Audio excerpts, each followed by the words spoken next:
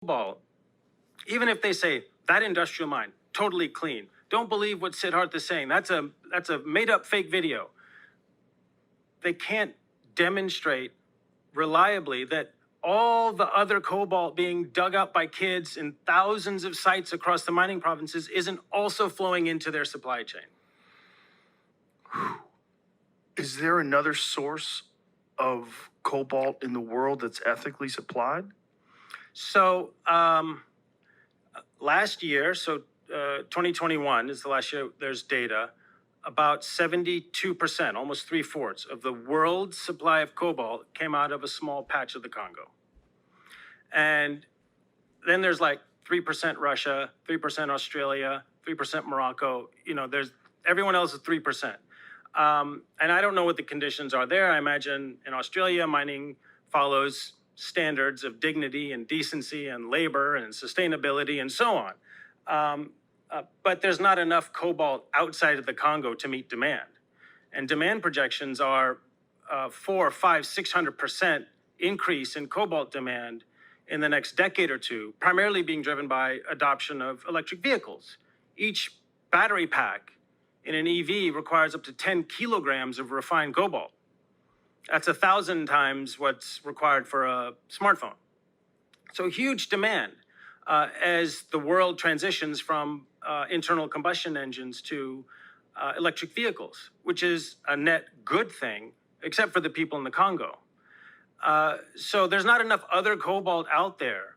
Even if all the non-Congo cobalt was perfectly sourced, there's not enough other cobalt out there to meet demand.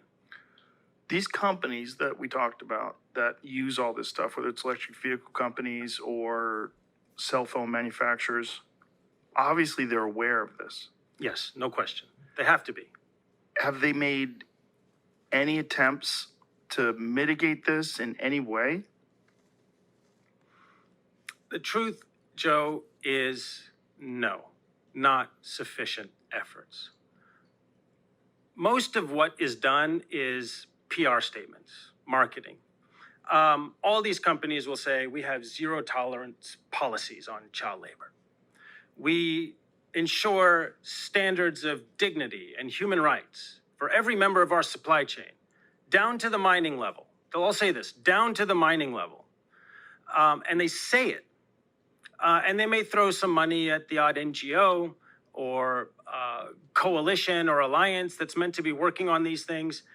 Nothing's actually happening on the ground. And that's what my book will demonstrate.